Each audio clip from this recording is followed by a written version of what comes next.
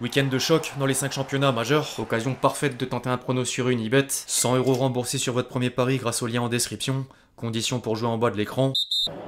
PSG, Arsenal, Real Madrid. Real Madrid, Barça e Borussia. Barcelona, Bayern e Inter. Bayern, Quem vai ser campeão? Barcelona.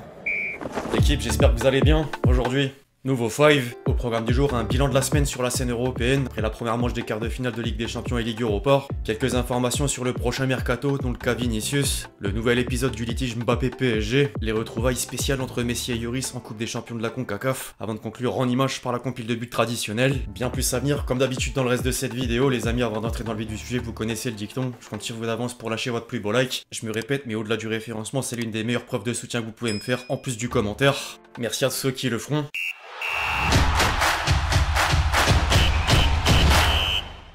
Les clubs français auront vécu une semaine plus que positive sur la scène européenne. En Ligue Europa, Lyon a accroché Manchester United dans le temps additionnel et s'offre le droit de rêver en vue du déplacement à Old Trafford. Les médias français tenaient à souligner la résilience des hommes de Fonseca alors que les tabloïds anglais tapaient sur Onana, auteur d'une erreur sur le premier but lyonnais. Cherki est plutôt confiant pour le match retour, en plus de tacler les Red Devils. Les regrets, oui et non, parce que je pense qu'on a fait un match plein.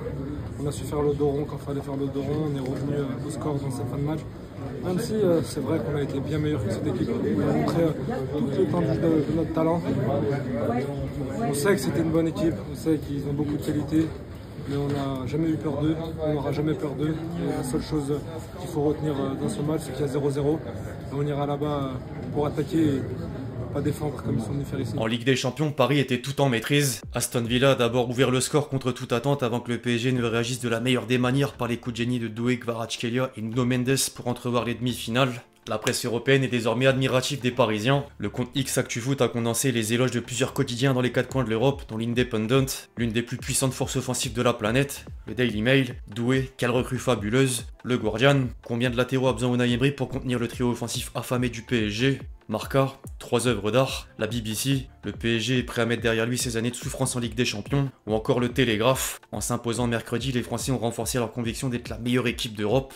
Le constat est identique au pays. L'équipe et le Parisien ont complimenté Kvaratskhelia en même temps d'afficher les chiffres du numéro 7 encore plus impactants dans la meilleure des compétitions qu'en Ligue 1 depuis janvier. Les deux journaux mettent également à l'honneur Luis Enrique au bilan de 70% de victoire au bout du 100e match sur le banc parisien. En parlant de Kvaratskhelia et Luis Enrique, l'entraîneur parisien dressait les louanges de l'attaquant géorgien en conférence de presse. On voulait le recruter depuis mon arrivée en 2023, nous n'avons pas réussi à le faire, l'été dernier non plus. Nous y sommes parvenus quand nous pensions que c'était plus possible. Il est très polyvalent, il réunit tout ce que contient notre projet, la jeunesse, la qualité avec et sans ballon. Il fait beaucoup d'efforts défensifs avec une condition physique de très haut niveau. Il a beaucoup d'ambition, de personnalité et d'expérience. Pour un entraîneur, c'est merveilleux d'avoir un tel joueur. Au rayon des consultants, Nasri a quant à lui encensé Doué dans le Canal Champions Club. Il a commencé à 16 ans et il avait déjà des fulgurances à Rennes. Il était exceptionnel. Là, il travaille avec un entraîneur de top niveau. Il est dans un effectif et un plan de jeu où on essaye de le mettre dans les meilleures conditions pour faire parler ses qualités. Et ses qualités, il les a. S'il s'appelle Doué Ninho et qu'on me dit que c'est un Brésilien, j'y crois dur comme fer. Au-delà du résultat, le match avait un contexte particulier suite au retour d'Emiliano Martinez en France.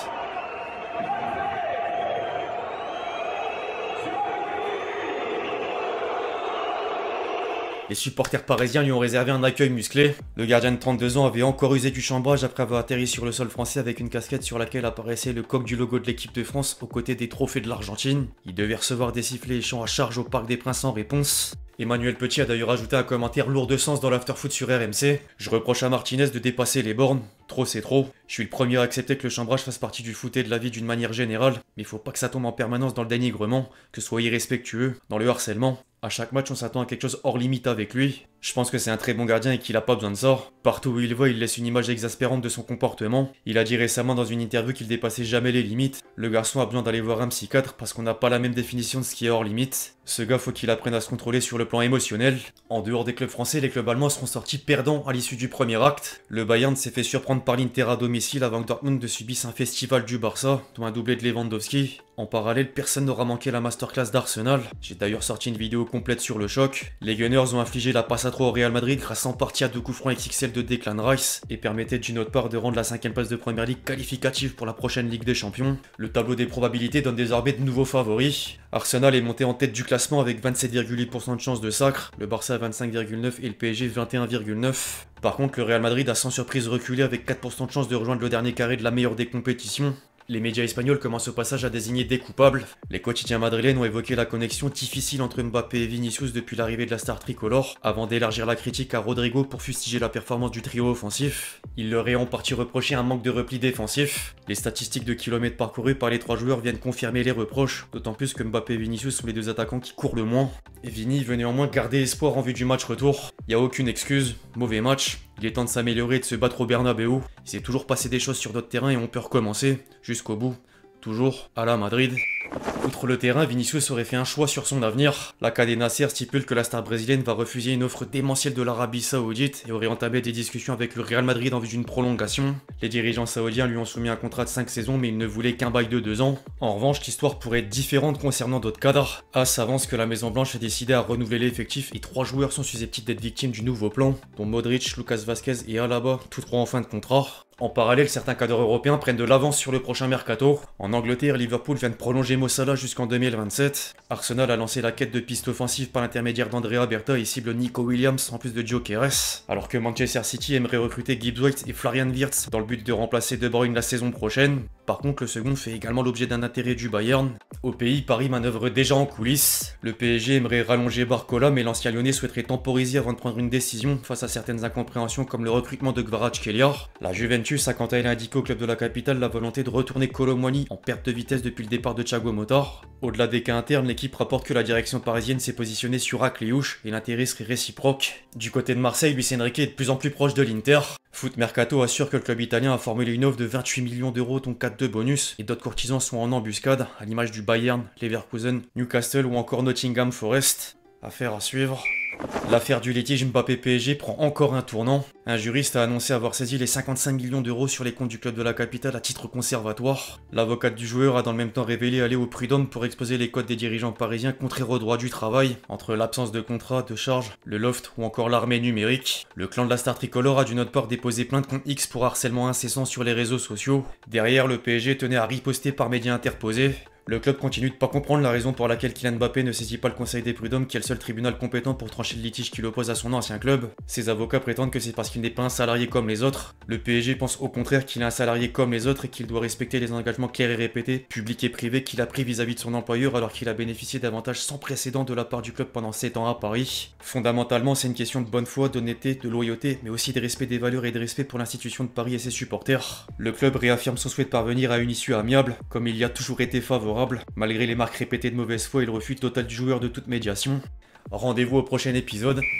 Jeudi, Messi faisait ressurgir des souvenirs de la finale de Coupe du Monde 2022. L'Inter Miami a battu le Los Angeles FC en quart de finale de Coupe des Champions de la CONCACAF. Et l'octuple Ballon d'Or trompait Lloris à 2 reprises, dont une sur penalty de sorte à rappeler le duel d'un match au sommet plus de 2 ans en arrière. Une image vaut 1000 mots. Suarez, it's gonna find Messi. Messi!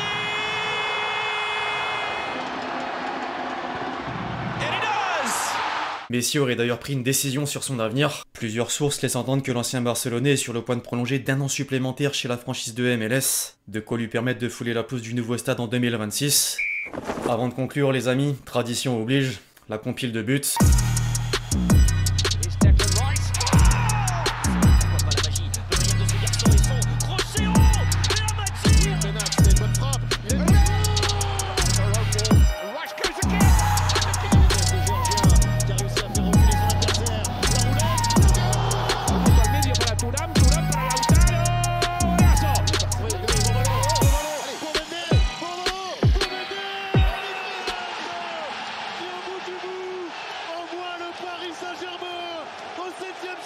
Bref l'équipe, c'est tout pour le 5 du jour, j'espère vraiment qu'il vous a plu, je compte sur vous si c'est le cas pour lâcher votre plus beau like, comme d'habitude. N'hésitez pas à réagir dans les commentaires sur tous les points qu'on a pu aborder aujourd'hui, puis d'ici là on se retrouve très vite sur la chaîne pour de nouvelles vidéos, c'était LexG. Ciao ciao.